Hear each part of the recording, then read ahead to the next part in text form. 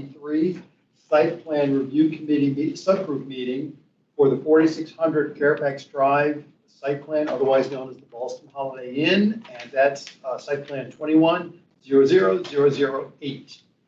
We're holding a hybrid meeting, public meeting tonight, which enables remote electronic participation as legally authorized by the Code of Virginia per the Planning Commission's electronic meeting policy, which was adopted on July 7th of 2022. Members of the SBRC subgroup for the 4600 Fairfax Drive are participating both here and in person and virtually through electronic means. We have a number of subgroup members participating virtually. Commissioner Slatt is on for remotely. I see that. We also have Melissa Riggio, you're on. That's another remote, and we may have others who will be coming on in the next few minutes. At this time, I'd like to orient everyone to this hybrid environment and cover a few specifics about how tonight's meeting will be run. Members of the public may attend the meeting here in person or electronically by using the Microsoft Teams link, which was provided on the SBRC's webpage, the project webpage, and the county's events calendar, as well as email notifications sent to SBRC email subscribers. Finally, there is a dial-in option, phone option, for those who wish to use it. For our subgroup members who are joining virtually, if anyone loses internet connectivity during tonight's meeting, please reconnect with us by phone. And while you're on, please keep your phones and devices muted until you're called upon, and turn off the sound to any other devices around you to minimize interference. For our virtual attendees using Microsoft Teams, please turn off your video feed, and I will address a little later when it's appropriate to turn it on.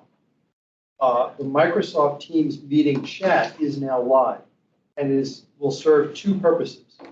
For the SBRC subgroup members who need technical assistance, and for members of the public to add their names to the list for public comment, which will be taken at the end of this meeting. The Teams chat should not, and I say should not, be used for discussions. Those who are planning to provide public comment will still need to do so at the end of the meeting, as the chat will not serve as that opportunity. All public comments must be shared verbally for the record during the assigned public comment period. We are recording right now too. If subgroup members participating virtually wish to be recognized to speak on any item during the course of the meeting, please turn on your video feed and raise your virtual hand in Teams. We're monitoring the video feeds that are on, so I'll know who wishes to speak. If there are any subgroup members participating by phone, so *6 and let us know now. Okay, no one. For members of the public who'd like to provide feedback and comment, you'll be called on to speak at the end of the meeting, and you'll be allotted 2 to 3 minutes to speak on the agenda item, depending on how many people sign up to speak. If you wish to speak, please enter your name in the meeting chat for the virtual attendees, or provide your name to staff if you're here in person, us up front here, and you'll be added to the speakers list. Finally, this is a public forum.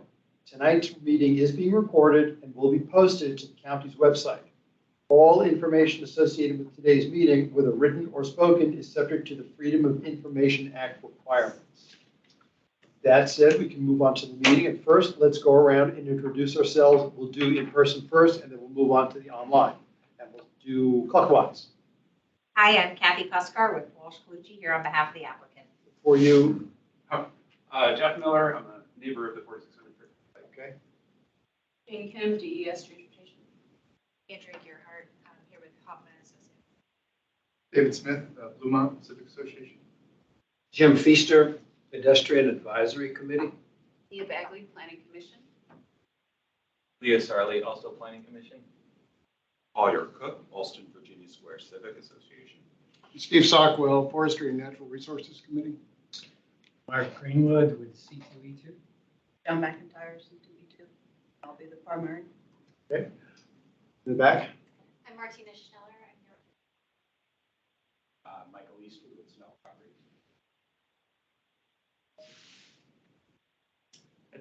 I'm sorry, I'm Shepard Beeman, CPHD Planning. Adam Watson, Planning Division. Okay, great. Now online, raise your hand, those who are online who are at the virtual table. Commissioner Slack, you're first. Good evening, Chris Slatt with the Transportation Commission. Great, we hear you very well. And Ms. Riggio. Good evening, Melissa Riggio, Parks and Recreation Commission. Great, Parks and Rec. Very good. Thank you. I think we now have that all done, and we can now move into the meeting. Our agenda tonight will be, our discussion topics tonight are ground level uses and orientation, site circulation, building massing, and architecture. Those are things. Now, for that, we will have another SBRC. That'll be the third one. Let me tell you right now what those topics will be, so you can save those comments or those questions for that next meeting. At the next meeting, we'll be doing updates to this, of course, but also transportation, landscaping and stormwater management, sustainability, and then the usual construction issues. So that'll be for the next meeting. Again, today we're starting with ground level uses and orientation, site circulation, building massing, and architecture. Before we start, does anybody, why don't we start with having clarifying questions? We have the applicant here and staff, so anybody at the table has questions about, what, remember, we've already had one SBRC, questions carried over, questions about any changes, questions involving any of these three topics for tonight. Now's the time to get into it.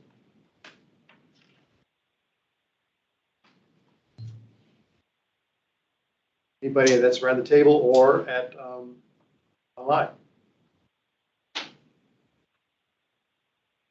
Okay, we have none. So why don't we start with the ground level uses?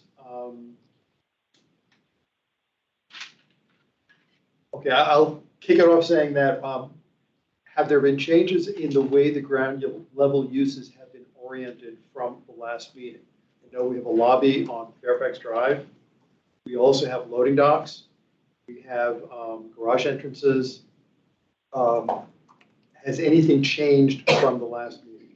I think in particular, we have just clarified those ground level uses along Fairfax Drive and kind of fronting on that shared use path. And we also provided you footprints of the triplexes so you can actually see how those ground floor and those unit floor plans, because we didn't have that before. So our loading dock is still on the southern portion of the property, and the parking entrance is still on the eastern and northern. And the lobby for the big And building? the lobby is centrally located with amenities on either side. We did focus on kind of emphasizing the architecture of that ground floor along Fairfax Drive, especially as it relates to recessing that parking and emphasizing the corner as it faces east toward the Ballston Metro. Are other uses other than simply the lobby facing on Fairfax Drive? So if you blow it up, there are some amenities, and in particular, we focused our dog washing area and pet spa and bike storage as it relates to that shared use path. We thought there was good synergy between those two uses because they all have direct access out towards that path so that they can be used by the residents of the building. And then just a little more kind of detail as to the main uses you'll see there in that area. Okay, are there windows for the bike room and the fitness center and the lobby out to Fairfax Drive?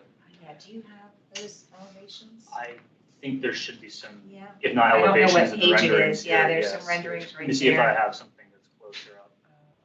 And you, oh, right there might be good. So right there, there's windows Okay. that turn, where am This I? is, Oh, I'm no, sorry, that's that's on the the south. south side. Look, Yeah, I sorry. think if you go back here and I enlarge this, we should Okay. be able to see that. So that's going to show you kind of the ground floor lobby and how we try to include a two-story volume, a lot of glass, emphasizing that corner by recessing the portion of the building where the parking entrance is and really highlighting the lobby in that facade. Then, Adam, I should have a rendering facing the shared use path where we can Okay, look at but it that. also said that, right, where that, Yeah, where where there's now, would that moved over. Sorry. On the far right there.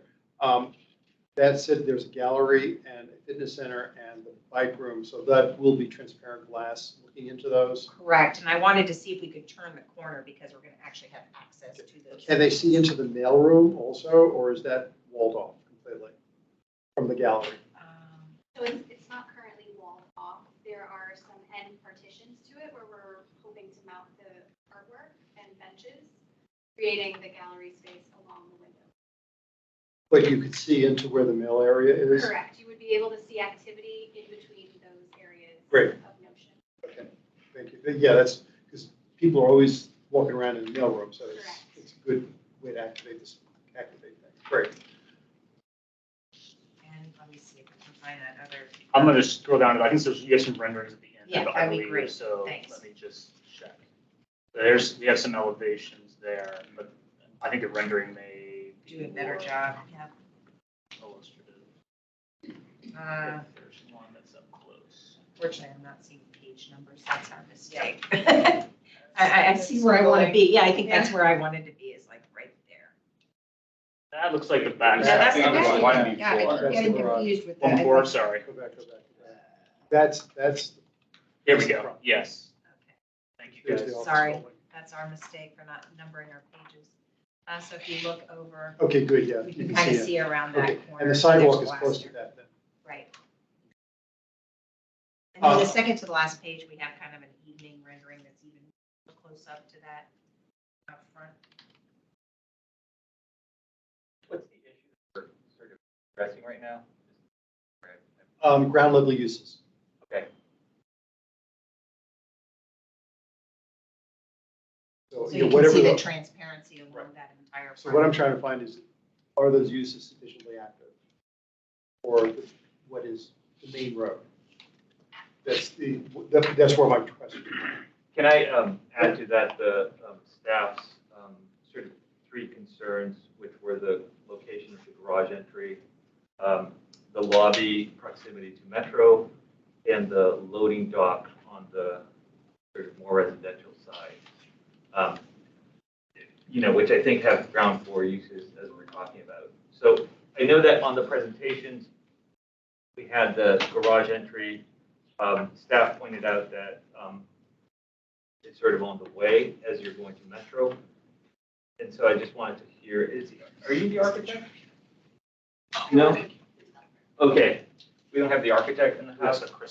We have the architect virtually. So I was just wondering if we could sort of cover a little bit some of the, preferred approach to the entrance Sure. on the side versus the other side. What are the pros and cons? Right, so we And just walk us through that a little bit.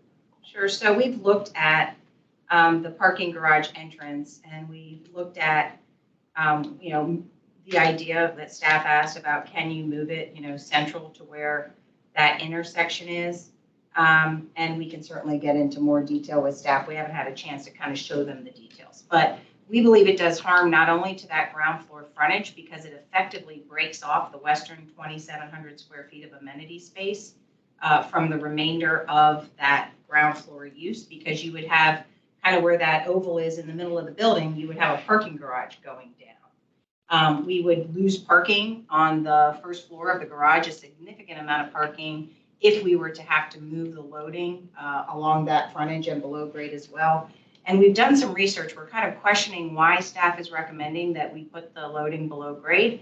We've looked at 12 site plan projects since January of 2021. And the only project that has done below grade parking and loading, or below grade loading, is Penn Place, which is 3 million square feet of a bunch of different uses. Every other project has, I believe that I looked at, and I'd have to go back and look at my list, is typically mixed use with some retail engaged. And all of those projects have at-grade loading. And of course, we see that a lot, and we usually treat it by making sure that we're paying attention to that loading dock door and making sure we treat it architecturally. It has to go somewhere, but we believe that the loading cannot go below grade because of the damage it will do to the rest of the building and our ability to provide the required parking. As to that parking entrance, as I mentioned, it would kind of cut right through the middle of that first floor. And there are some impacts that would also have on the first floor of the parking, even if you didn't put the loading there. We actually believe that having the parking to the east and recessing it, right? We felt it was important from an architectural standpoint to pull that corner back to de-emphasize the parking entrance. But regardless of whether we move that parking entrance or not, we still need the lay-by for fire access. So staff had also recommended in our prior meeting that if we can't move the parking entrance, could we look at a couple of things? Could we look at narrowing the curb cut to the east, coming out of that parking garage, which we have done? They said, could you look at making that right out only? So you only have one way of traffic movement, which we have also done. Now in our plans, we showed markings that showed right out only. If it was desirable, we can look at signage. We can look at channeling that. Sorry, you're like fire hosing me here with a lot Oh, of I'm sorry. information. So like, okay, so you talked about the loading dock underground, you talked about the parking, and you talked about the orientation. So if we can just break that down, you're just Sure. going really fast. And I'm you're sorry. just throwing a lot of information.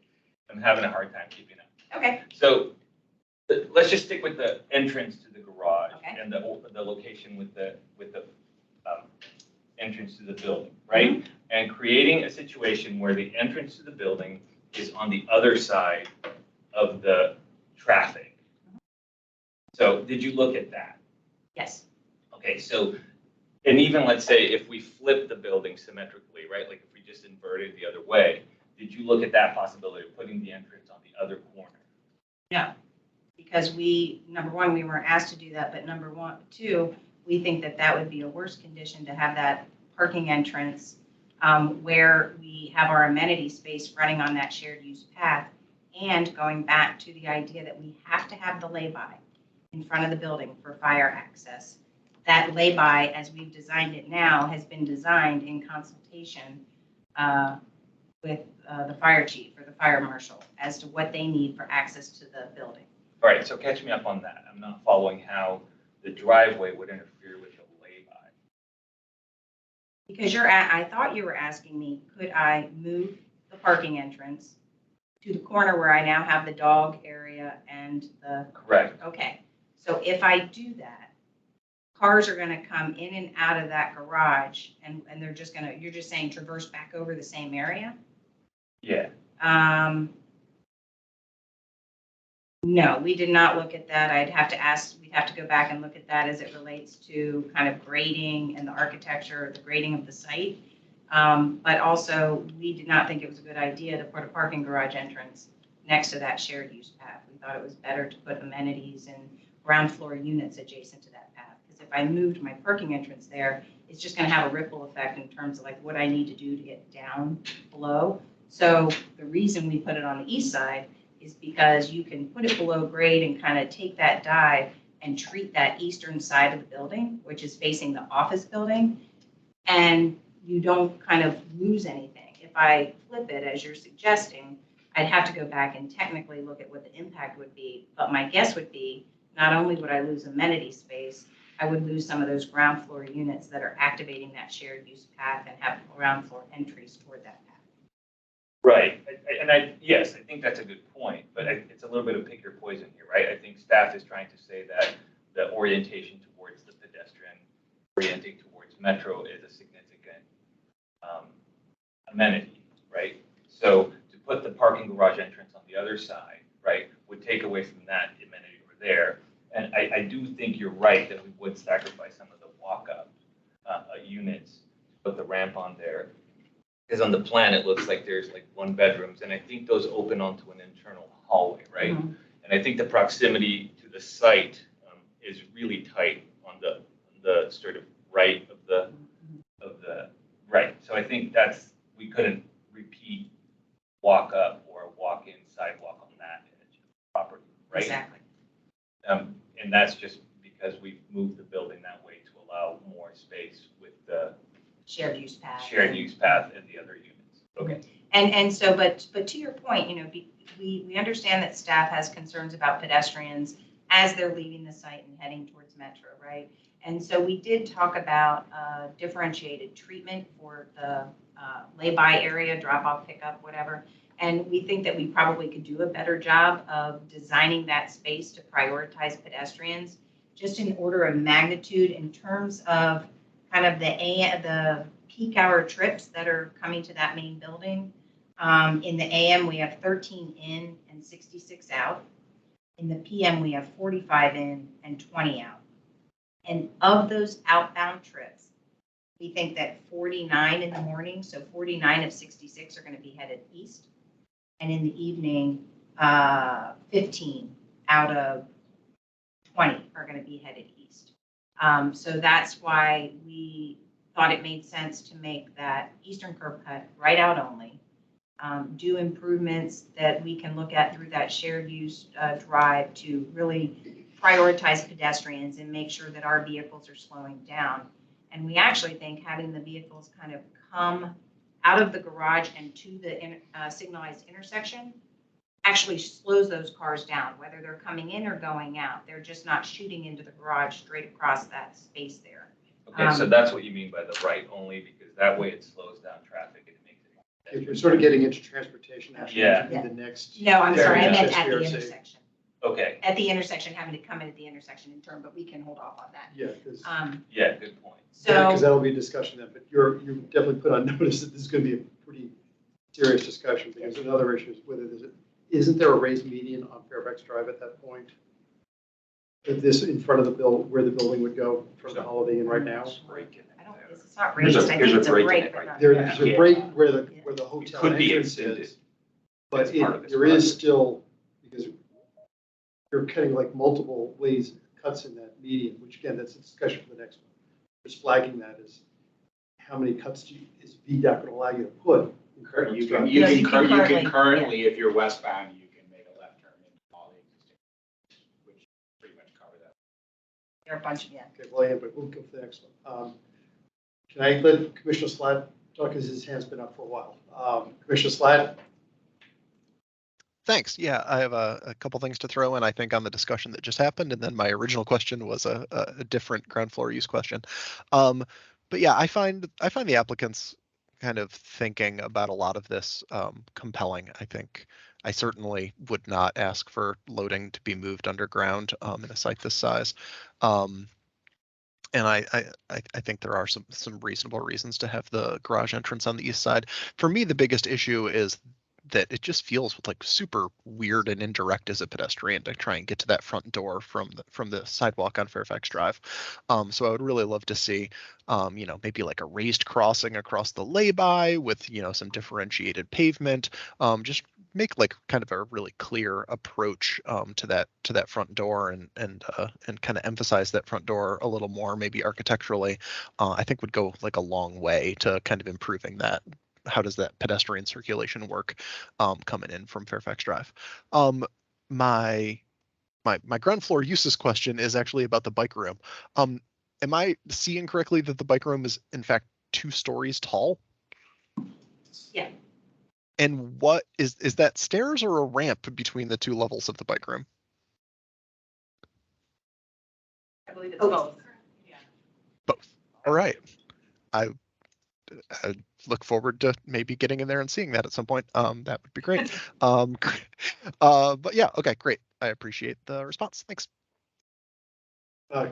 Yeah, Mr. Coder. for next time, could you bring some more detailed drawings of that? Sure. Appreciate it. For top transportation. And one follow-up, did you happen to, parking access, once again, did you take a look at working with the Regent office building and tying into their existing service drive rather than having another sort of crossing? Because there's another crossing for their service drive just 20 feet east. I don't know if you reached out to them, could reach out to them, see if that's it. We already have a lot of these service drives that have very little utilization. You might as well try to have less pavement.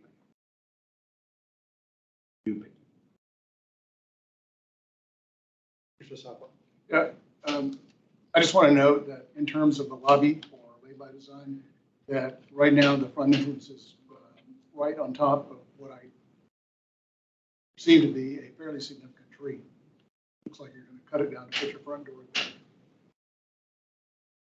you are doing a redesign of that, I'd ask that you just look at preserving a tree.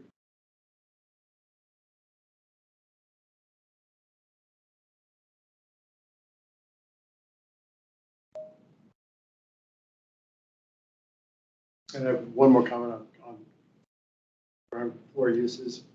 Am I correct that on the big building, there are external entrances for all the units on the first level, on the shared use path? Correct. And also just south of the, where the driveway entrance is? Is there a couple on there or? There are, I was going to say not 100%, but No, there just a are couple. some, yeah. Okay. Okay, and then the south ones, those also have outside entrances. So you'll see on the south, you'll see there are a couple of. Sorry, guys, let me just share this really fast.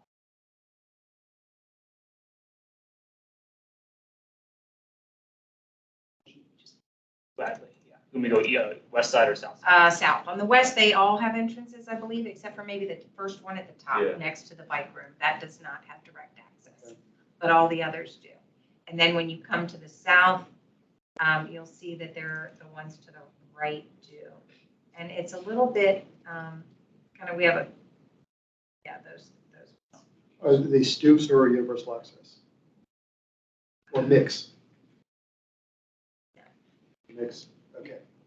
Yeah, because I was noticing there's steps on the inside off the interior corridor. So I assume they have to be universal on the outside if they. If you see that one bedroom at the top, there's steps. You actually are different Yes, elevation. right. So you have to use steps to get to the internal corridor. So you have to be assume universal at the exterior door. Is there a reason why that was done? So maybe we should look at the elevation, because I think that helps you understand maybe a little what's going on in that southern elevation. Or keep coming, it'll be the third sheet, I think. At the bottom. Here we go, this is it. And at the bottom, that's the previous. Oh, There you sorry. go, there's the current. That shows you a little bit kind of how the grade is going in that area. And so we have the walkouts kind of on the east side of the building, and then we have garage intake, and then the loading. Can I ask a follow-up to that question? I kind of looked at the elevations myself, and it looks like some of it is elevated a little bit, but a lot of it is maybe at ground level. Are you worried about the 500-year floodplain? The whole property is in a 500-year floodplain. And I just would have assumed you would have tried to elevate the whole thing a bit. If you don't, it's great for the downstream residents because the water all just run into the building and it'll slow it down. What was that? What are you talking?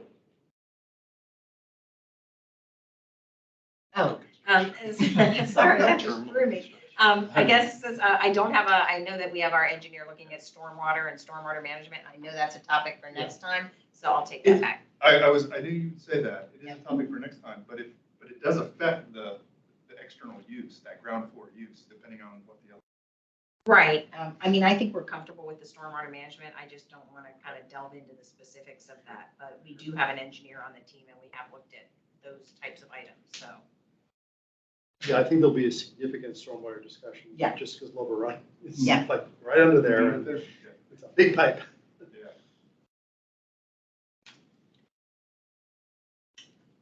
Yeah. Other questions on ground floor uses?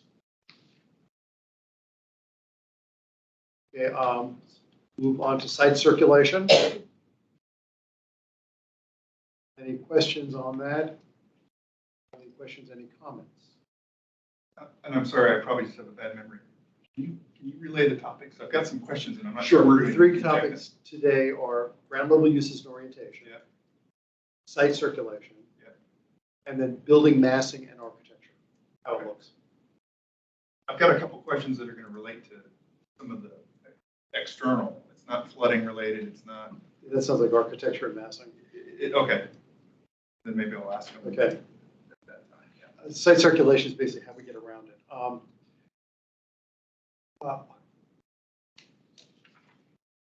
The one question I have about the path down the middle, the bike path, walking, is it one or are there two paths there? One for pedestrians, one for bikes, or is it being shared? It's shared. It's shared, okay. And how And then wide? adjacent to the triplexes, there are lead paths and a sidewalk on that. Okay, now, is that path going to be fenced off, that it would just be the triplex residents using it, or could it be anybody? No, we're not proposing a fence. Okay, and I understand the triplexes are going to be condominiums. Where does the property line end the condos? Does that include that sidewalk there? Is that private, or is that going to have an easement, public easement on it? Because you have the two, you have the bike path there, and they have that path along the condos. Can I be prepared to answer that next time? Sure, I want to but- go back and look at Yeah, the can you property look at that, lines. because then you'll definitely want to know that. Yep.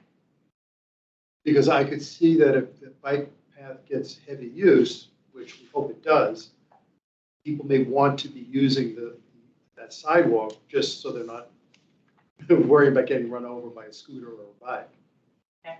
I think the preference would be that be public sidewalk, even if it's privately owned. Got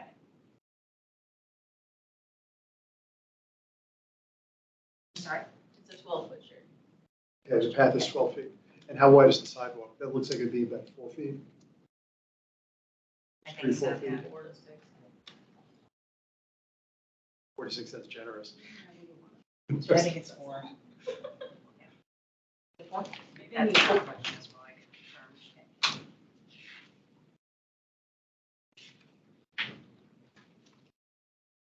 Okay. Mr. Slab. Yeah, Chris. Thank you. I just have a question about, oh, no, I lost where I had yes. North Wakefield Street, this new sidewalk on the east end of the new residential. Can you tell me, does that sidewalk, like, if I'm coming out of my new units there onto that sidewalk that runs along the south end of the property line, does that sidewalk connect me like to Wakefield? Like, can I easily like cross Wakefield there? Yeah, when you say connect you to Waco, we do show a crosswalk. Am I misunderstanding? So that's like going up north, right? Yeah. That's like a north-south crosswalk, right? The one you're talking about? Correct. Yeah, so I'm talking about if, I've got a neighbor who lives over there on the east side of Wakefield, in the, So existing you want a stuff crosswalk, there. like across Wakefield at that point? I feel like I do, or at least, it's going to be a real quiet street. Like, I'm not convinced a crosswalk is required, but I would at least like, a curb cut to, and, not have to tromp across some grass in order to get over there, Oh, I see what you're to get to saying. that other side of the street. If I'm at building 4, kind of, if I've come down the sidewalk adjacent to building 4, how am I crossing over Wakefield? Yep, exactly. Yeah, so- Okay. So Okay, Commissioner I got Slide, you're saying essentially you think there's going to be a desire line there regardless of what they do, so let's accommodate it? Yeah, exactly. I think there are going to be people who are going to want to walk down that other side of Wakefield Street, or take that back sidewalk that connects you over to Glebe. And not they're not. necessarily, and not they're not necessarily a crosswalk, you said, but just looking at how do we treat getting from the sidewalk across the street, whether there's a curb cut there or something to make that. Yeah, I just want to flag it because I think it's something people are going to want to do. So Okay. let's make it safe and possible, and make them not have to tromp through grass or whatever. Thank you. Yeah, Commissioner Sidewalk. Yeah, are you proposing to widen the road at all on the western side, building 3? Yeah, or is it going to? There is an existing road there, right? On the western side, yeah, behind building 2, I guess, and 3. Yeah, that geometry changes. That's not.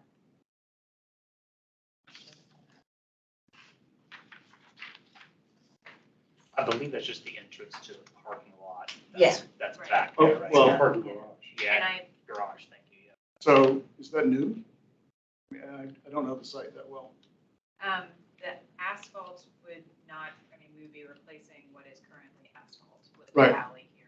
Right, and would the alley be wider than the current asphalt? No? I would have to confirm, but I don't believe I don't so. think so. I don't think so.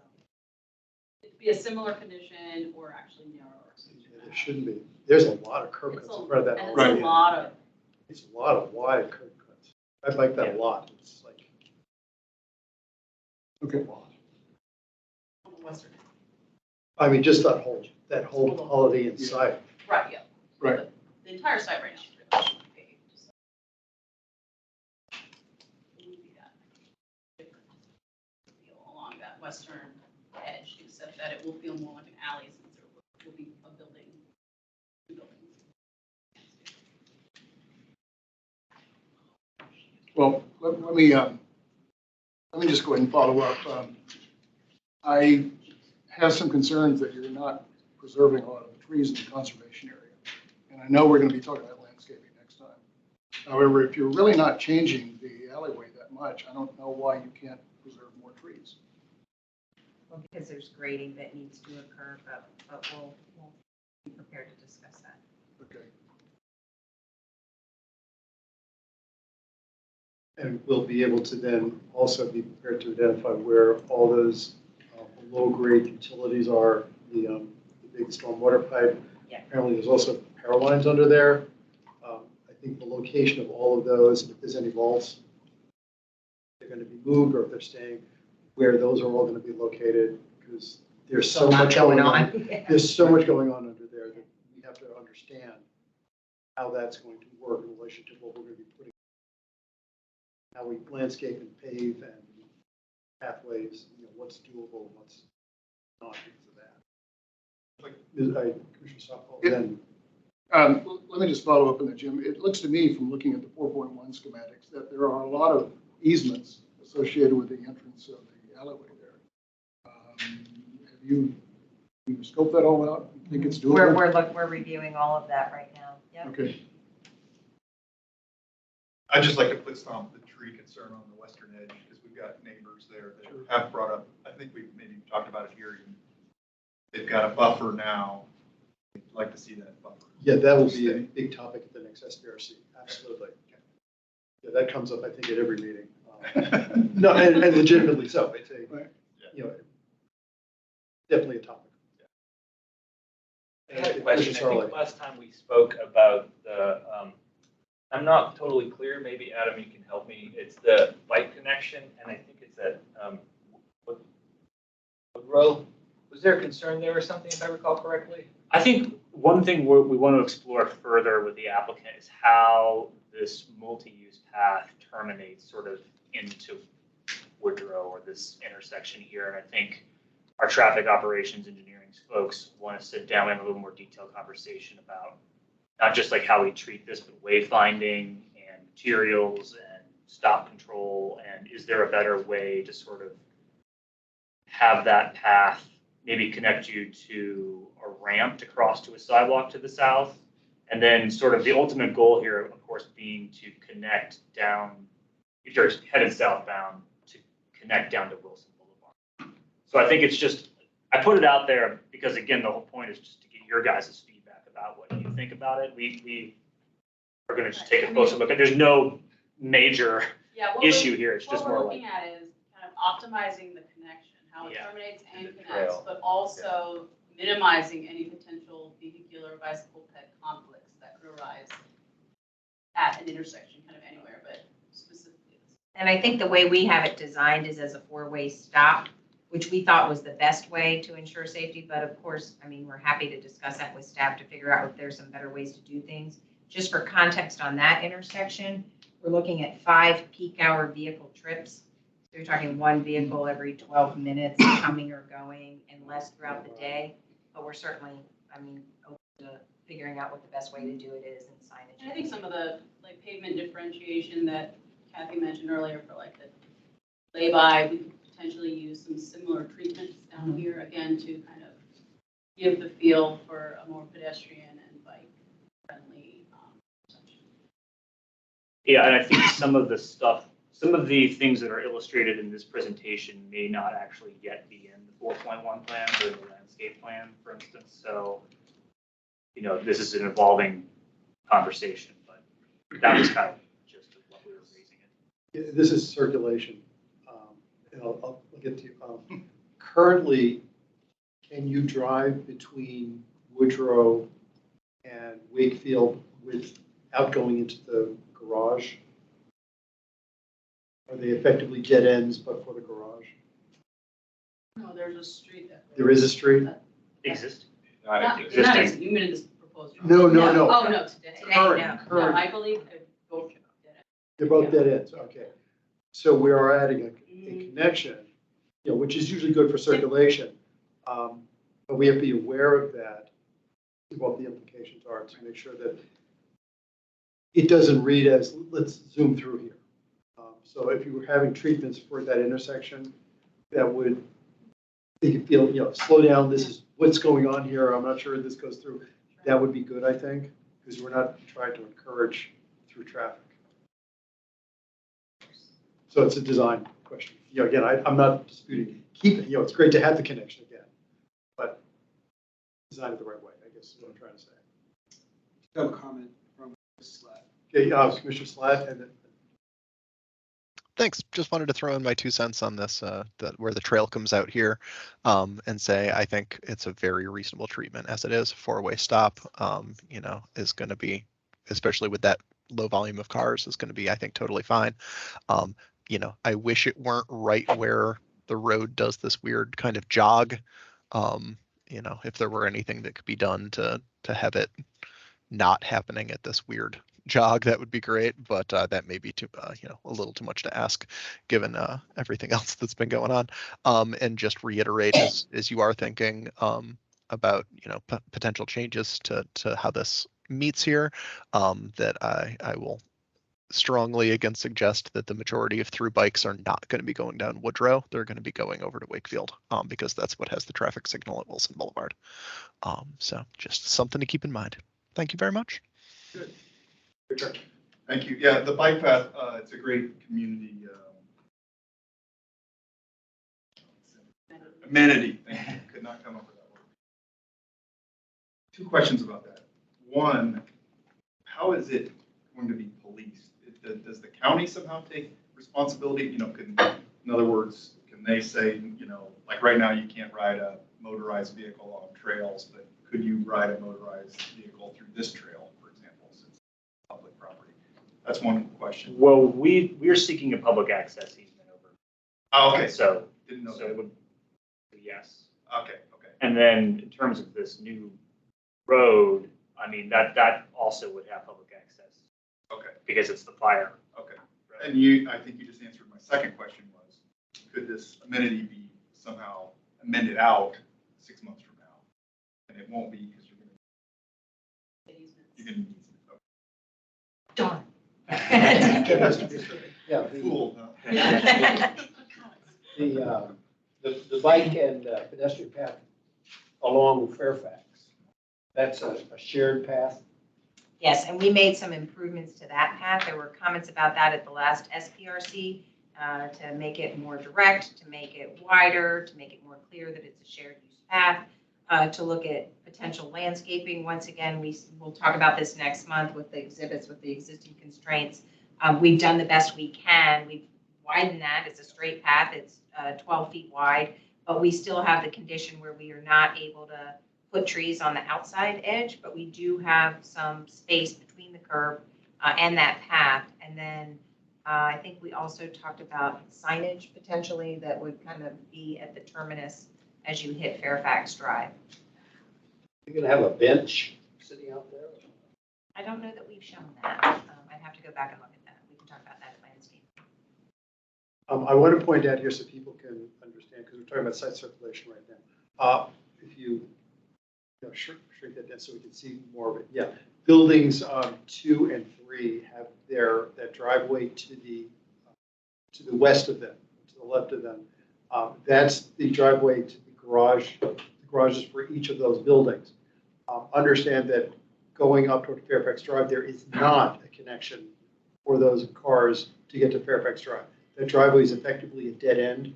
The only way out is onto, is it Woodrow? No, it's Or with, Hmm? Woodrow or with. Yeah, So when it looks at the top there, like there's a connection, that's for the fire department. It's not a through connection at all. So make sure everybody understands that for the site circulation here. But people can walk through it, bikes could go through it presumably. But it's not for the average car. Yeah, and we have worked with fire department to, I think, make that curb cut harder for vehicles. I think that was one of our latest comments, to make sure that, someone doesn't even think that it's in a vehicle. Good. yeah. We're looking at putting like additional security through there to make Like it very clear, physical like physical barriers. Barriers. Not to prevent a pet or a cyclist, but Yeah, that's good. unauthorized to go through there. Good, because otherwise And it if we would end up sign being a it, cut if through. we sign it, police can enforce Right. it. They'll put up a sign that's enforceable. Okay, good. Well, anyway, just want to make sure people understood that's what that means up in that corner there. Is there a reason why the garage entrance doesn't have a jog so it takes advantage of the signalized intersection with Fairfax? I'm sorry, I don't understand your question. Okay, when you come out of that garage, Mhm. do you have to go to the left and then right to get onto Fairfax Drive? If you're going westbound, But eastbound, you can go straight ahead and make the right. correct, Okay, so we are taking advantage of that signalized intersection. correct. Good. And if you're coming into the site, you have to. Okay, no, that's good. That makes sense. I like that.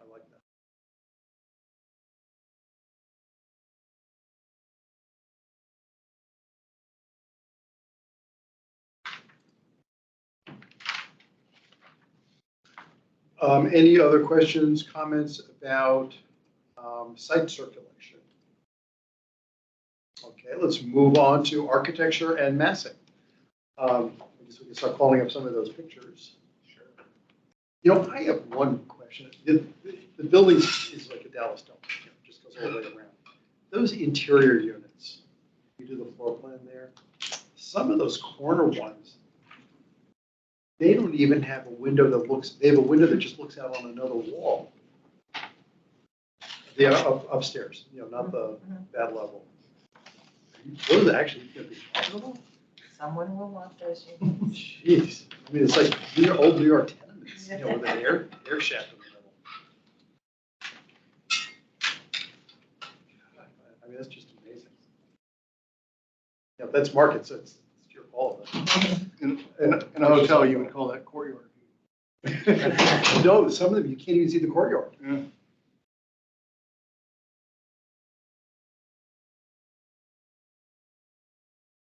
So anyway, yeah, at the upper level, because that's the ground level. There's units that go up that have these it's really basically an air shaft. Yeah, that's your call to get to market it. Okay, any questions on the massing, the architecture?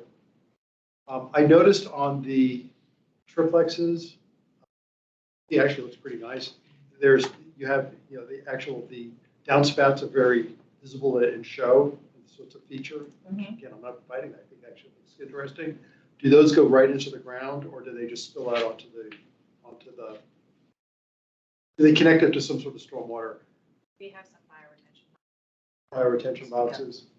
Oh, Okay. Fire retention boxes at the front of the triplexes, that I believe is the area that you're speaking about. And so, Yeah, you can see the downspouts right there. yeah, and if you zoom in, I think you might. I like the way that looks personally, but I just want to make sure the water goes somewhere. It's not just bees flowing out.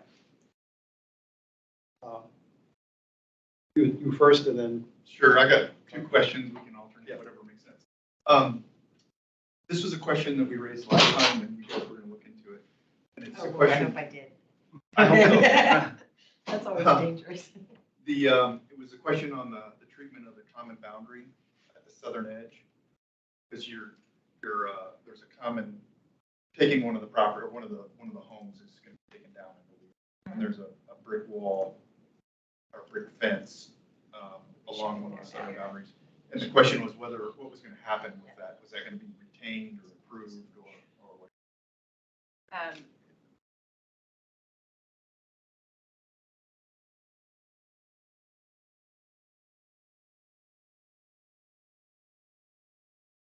I'm not sure that our 4.1,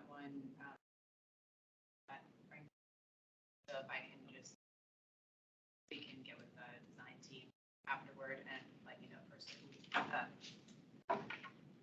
We'll let you know. That'd be great. And then the second. I want to make sure I understand the question though. Where exactly? Is that west of Woodrow? Right there? That you're talking about? It's to the west, the little area. They're also in the other locations as well. yeah, I think we need to look at both properties on both the Wakefield and the Woodruff side. I don't know for certain if both properties have the same concern.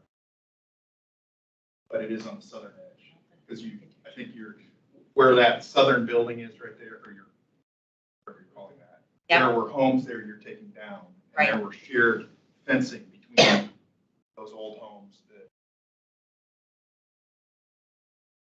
So the question is, how will that fencing be handled?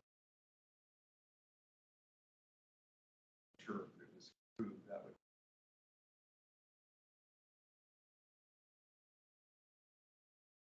And then second question, sort of along the same lines.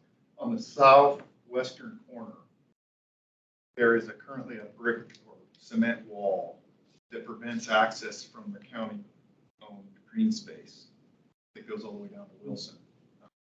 Will that wall be removed to allow access to tenants or others, other citizens, or is that going to be retained? This area? Is It's that right? probably, yeah, it's probably exactly right in there, yeah. It would be, I can't speak for everybody, but that green space, it's a green belt, basically. Really what it is it's the top of the big pipe that we're talking about. To provide access.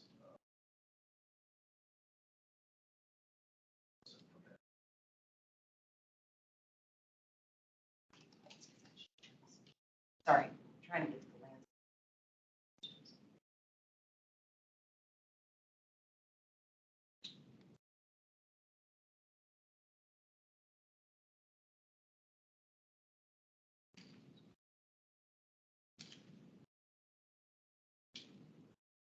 I don't see that.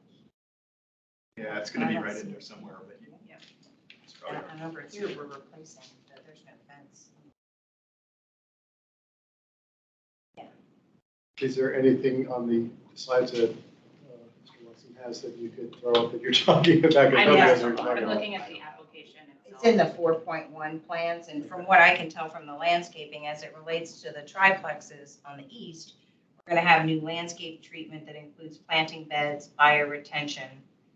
I don't see a fence. Yeah, well, we'll get into it Street because that's trees. landscaping, which is the Right. next one. So And then similarly on the west side, I don't see Okay. that wall, but we'll come back with Yeah, this. in the definitely, because that landscape will be a discussion. topic at the next one. Yeah. Great, thank you. Okay, let me kick off a little bit of architecture and I get to Mr. Cook.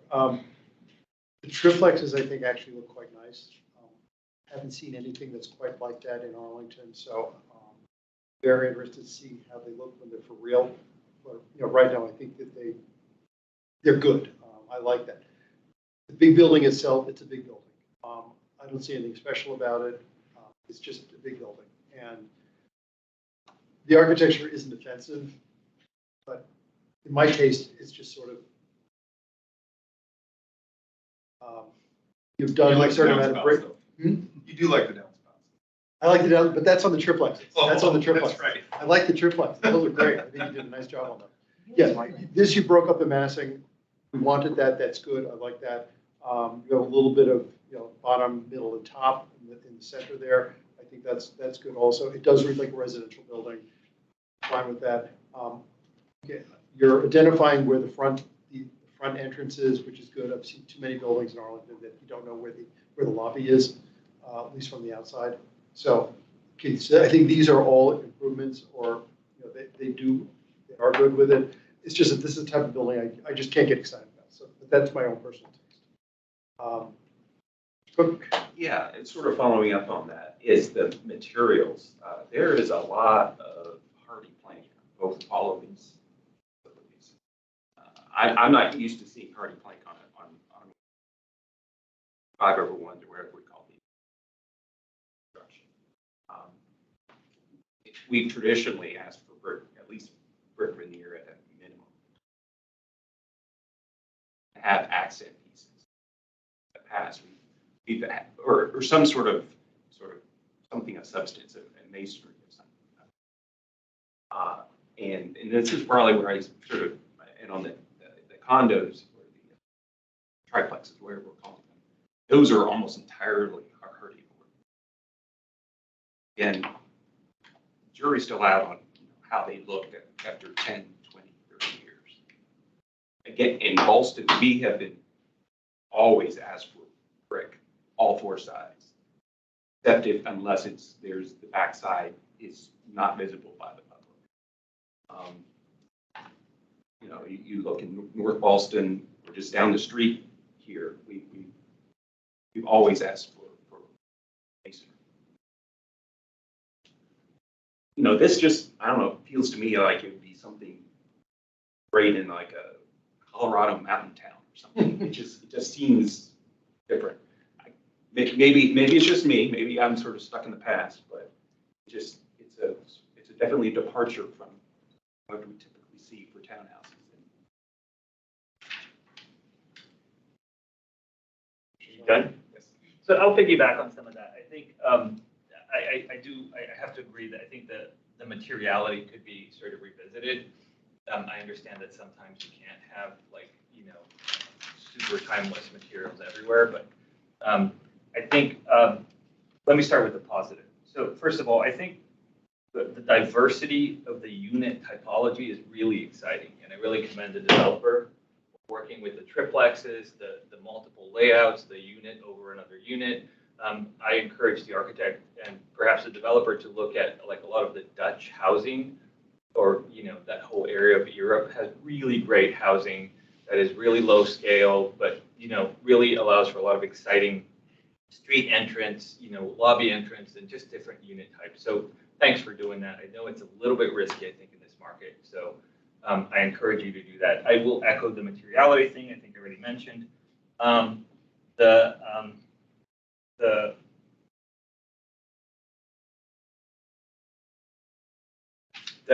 think, let's see. So on the site plan, see what you're doing. I think I agree with it, but I would love to have a little bit of a conversation about that. So usually what we try to do is we try to make buildings face towards the street, right? And put the garage and all that in the back. We don't want to create another alley, right? Because that would take away from the building and of course create impervious surfaces. But you know, it's just, I think I agree with the design, but it just, it rubs me a little bit the wrong way just because of the way it is. So it's not so much a criticism as it is just like a note. You know, I think it's interesting that that back of house needs to be treated almost as the front of house, and the front of house needs to be treated as the front of house. I don't know how much people are actually going to use their front door. They're probably going to go through the garage a lot more. So there's a little bit of that sort of lapse on the urban design factor that I don't know if we can do anything about it. And I agree that this is ultimately, I think, the best solution, but if you could sort of perhaps talk to that next time.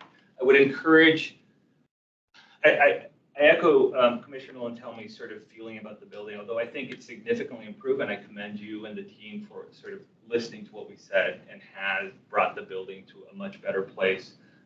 It can continue to improve. I think one of the things that we're trying to encourage is this bird friendliness aspect. And I think by minimizing, well, there's two advantages to cutting back on the percentage of glass on the building if you can do it. One of them is, of course, the environmental energy requirement. Glass is inevitably less. I assume you're not using triple glazing. And even then, it still would be less than an insulated wall. And then, of course, less glass means less opportunity for birds to hit, you know, that surface, which they tend to get confused by glass when the light's on. And so that would be my two sort of requests or you know, things to look at. Perhaps reducing the number of window units, emphasizing opaque faces. And then I think, yeah, thanks for the units. I think the diversity of the units is really exciting and something that Arlington County can really use. Yeah, kind of following up on that in a little bit more detail in terms of understanding better how you're using building orientation as well as material selection. You mentioned the size of the window, types of windows, in order to maximize energy efficiency for the building as you get started, where you have to start dealing with, you know, the heat and hot water systems. You know, kind of looking at that much more. And the other thing with respect to that in terms of materials, or how you're selecting materials that are lower in carbon. Commissioner Sacco? Just to piggyback on what Commissioner Sarli was saying, this is a building is an improvement over, but it very definitely is sort of a square building that faces out on Fairfax Drive, and because this is the main entrance to Fairfax Drive, which is becoming a major Arlington street, I would ask that you just take a look at whether you can do something to orient toward that entrance. From, you know, people are coming in from the west along Fairfax Drive. This is where they're coming up, and you also have the conjunction with the bike path and the pedestrian sidewalk too. So you've got kind of a dynamic intersection here. But because the building is so square and so definitely faces on Fairfax Drive, there are no architectural details to sort of deal with that. I think a very favorable placement for maybe a more dramatic treatment or some detail that looks to the west. So I would encourage you to take a look at that.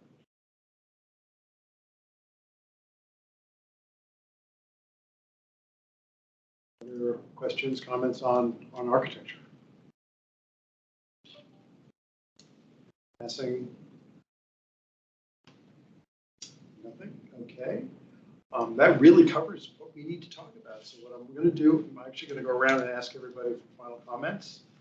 Why don't we start clockwise? You're first up. Me? Yeah. Oh, no, nothing, thank you. Okay, Mr. Feaster. I live near this site, and it strikes me that if I were to live in one of those units, I would be inclined to use the access to Woodrow frequently. I will be surprised if you don't find a more pedestrian and bike access through your neighborhood to Wilson Boulevard from there. There's a nice restaurant there on Wilson, right where it goes for one reason. But strikes me that would be, I think you'll find more usage that way. Commissioner Bagley? For the next meeting, addressing biophilia, I mean, I know that there's a natural setting there, but possibly more could be done with biophilia to warm up the front of the place, because it is very boxy and square. And it is across the street from balsam wetlands. I've seen hawks in there, and some deer in there, so. And also, when you come back with the discussion the next time, if you could have some idea of, what native things or what trees or whatever, and to Mr. Stockwell's thing, also preserving why we cannot, or to look at preserving especially the bigger trees. Commissioner Sarli? I'd like to express my gratitude again for the design team and the developer to sort of listening to us and doing it again. I think now that someone mentioned that this is a mining town, I can't unsee that. So now it's like, yeah, you're right. It does look like a mining town house. The one question that I had, and this is another comment for perhaps the architect. I noticed that the windows are double hung, and those are less efficient than casement windows because of they tend to leak more. So, again, it's one of those things that perhaps it's not a big deal, and if we could switch to casements or different type of more operable window, it probably would be better for the ceiling and environmental impact. But other than that, thanks again. I'm super excited about this as much as I can be with this typology, which I agree with Commissioner Montgomery, but it's good to see improvement. So that's the part that I get excited about. Thank you. Mr. Cook. Yeah, again, thank you for these changes. I really appreciate the applicant coming in and basically doing a do-over and coming back with a much better plan. I think that's why we had so few comments today. I think a lot of our comments are going to be in transportation and landscaping next time. But, I already mentioned the bike room, where I'd like sort of the detailed blow up of that next time. The roof, to me, it looked like it's just a regular standard roof. Are we like to, is it going to be any kind of green treatment, or is there opportunities for solar? Look into that. And landscaping, again, for next time, especially on building 4, that faces the new street. It doesn't look good right now. So appreciate looking at that, but thank you. Commissioner Sokolow? I like the changes that you've made. The thing that I really would like you to flesh out next time is how you're taking advantage of the green building program. The only information we have so far is that you're 0.25 kick in density because you're involved in the lead, but I don't see any other details. I mean, absolutely none. So I would ask that you flesh that out and tell us what you're doing there, including the treatment of the green roof, if there is one. Commissioner McIntyre? Yeah, kind of actually building on that, we would actually like a fairly detailed discussion on terms of sustainability and balance, and actually going beyond just what's in the green building incentive policy to focus on maximizing energy efficiency throughout the building, and also using electric systems as opposed to fossil gas systems at the start out in order to get to a real carbon neutral. We find it very helpful for developers actually to do a zero carbon assessment so that gives them a lot of sense of what the pathway is. We'd also want to get more information in terms of EV charging infrastructure and where you would be looking at, and whether, especially EV ready, as well as, if you can do all electric, which is really the way to start, is have the electrical ready so that, because, we have to stop burning fossil fuels. So that's going to be kind of what we want to hear a lot more about in terms of getting to, above and beyond what's in the minimum green building standards and build something that's built with the climate crisis.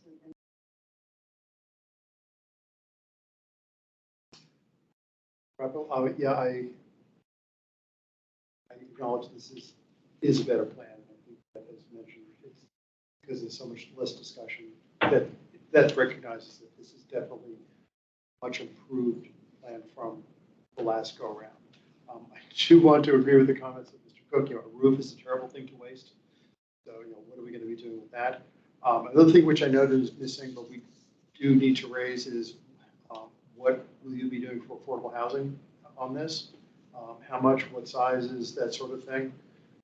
And I know often that doesn't get decided until very, very late, but at least ideas or what direction you're going in, that sort of thing, because we will want to know that. I think that really needs to be added to the agenda. Affordable housing, it's not on there. I'm sorry. Yeah, sorry, that should have just been Community benefits, that's missing. That's one of the big things. We will edit that. So yeah, so that will be also added, and that'll be part of the discussion. I do want to know that more the connection to that county property at the far southwest corner. I think that's a really good call that you're making there. That could be something interesting there. So let's find out how that's going to all work. Otherwise, I think you've given people at the table have given you a number of things to look forward to answer at the next SBRC. Public comment. Do we have anybody? Oh, I forgot. Online, Commissioner Slatt, do you have anything to say to wrap up with? Yes, thank you so much. I do want to say I really appreciate, again, the applicant's effort reworking this plan. Just wanted to say I'm a big fan of the trail design and the eyes on the trail. I love having the units with direct entrances on the trail, having the active amenity spaces that are adjacent. I think that's awesome.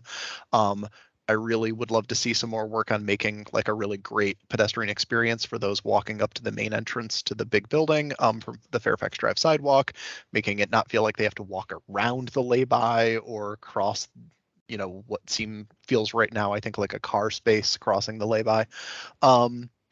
I look forward to talking at the next meeting more about that Fairfax Drive sidewalk, which really functions as an extension of the Bluemont Junction Trail. And I look forward to talking about a bit more about the East-West Alley, which I really think should actually be a piece of public street, should be a piece of 9th Street. I think it's going to serve some transportation purposes and not just be kind of this, private back alley. I don't know, if I lived on Woodrow and I wanted to make a left onto Wilson Boulevard after this thing, I would probably go around down Wakefield so that I could turn left with a light. So I think it's got a real street purpose and it should feel like a street. And also always love to see the at-grade bike room with direct access to the outside and the trail. So I think this project is heading in a great direction and I look forward to the next meeting. Thank you. Thank you. And Ms. Riccio? Yes, I agree with everyone. I really think the do-over was a great step in the right direction. Also a big fan of the bike room leading out to the street as well, area. Look forward to the next discussion about landscaping particularly. That's more of what I know about, but otherwise, thank you so much for having this. Thank you. Do we have any public commenters? Yes, we have two. Okay. So the first would be Juan Nguyen. Is that online or? Yeah, it's online. Okay, online? Yeah. Hi, this is Juan. Thank you so much for sharing the updated plans. You have 3 minutes. I'm a resident. Can you hear me? Yeah, speak up a little bit louder, but yes, we can hear you. And we're gonna get a time. Okay. So I want to thank you all for sharing the updated plans. I am a resident on North Wakefield Street, and I love the addition of all the new grass and greenery. This is somewhat of a basic question, but I just want to make sure it gets covered. We have a lot of pets in this area, and we just want to make sure that there will be trash receptacles and doggy bags, placed throughout so that, people actually pick up their dog, pick up after their dog, because that happens if there's no trash or doggy bags placed around. Okay, any other comments? Still there? Okay. Bernie Byrne. Yes, Mr. Byrne, go ahead. You're on.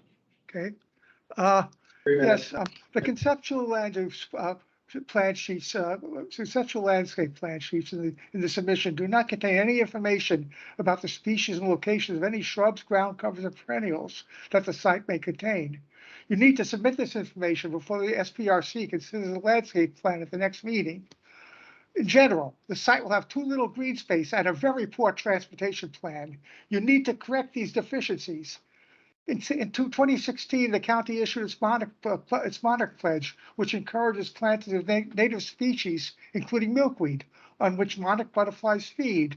To prevent the introduction of invasive species, all plants should be native to Northern Virginia. Plant common milkweed, Asclepias syriaca, in all open spaces, including the streetscape, tree trenches, ledges, the roof in the north of the building, and the area near the shared use path. Common milkweed is the only species that grows well in Arlington's natural areas. Reproducing monarchs prefer to lay eggs on common milkweed. Plant few ornamental grass and sedges. These support relatively few pollinators, as they are wind pollinated. They can displace milkweeds and other important plants support pollinators. Now we're getting to the big point. Reduce the width of the so-called generous shared use path from 12 feet to 8 feet. The proposed path will actually receive little use now or in the future, as it will not directly connect to major streets or heavily used trails at both ends. Further, it is far better to separate pedestrians from cyclists than to have a shared use trail. That's specified in the transportation plan and everything. Most cyclists will use a straight and wide access road at the west end of the site to reach Woodrow and Wakefield streets. Therefore, place signage directing cyclists to the road and those streets at key locations. Plant cycling lanes on the access road if desired. Use the additional 4 feet for plantings of milkweed and other plants that support pollinators that are next to the shared use trail. That's what you do. You move the cyclists to the west side of the side on that access road. It's a straight shot, and that's what cyclists like to do. The paved paths impermeable surface will create stormwater runoff. If you 30 seconds, retain, 30 seconds. okay, if you retain all the 12 feet, cyclists will speed on the shared use path while others travel side by sides. The path will be unpleasant and hazardous when speeding cyclists encounter pedestrians traveling side by side. The west side of the site and other areas will contain vegetated areas. All these needs contain plantings of common milkweed and other shrubs and perennials. That's for pollinators. But basically, use that shared street that shared street on the west end, that road access on the west end for the cyclists, and discourage cyclists from using that shared use path. That's the real answer to this whole thing. Okay, time's up. Thank you. Okay, do we have any other public commenters? Okay, that's it. Based on that. You had a tight meeting. Thank you. Thank you all. Thank you. Are you going to update the lead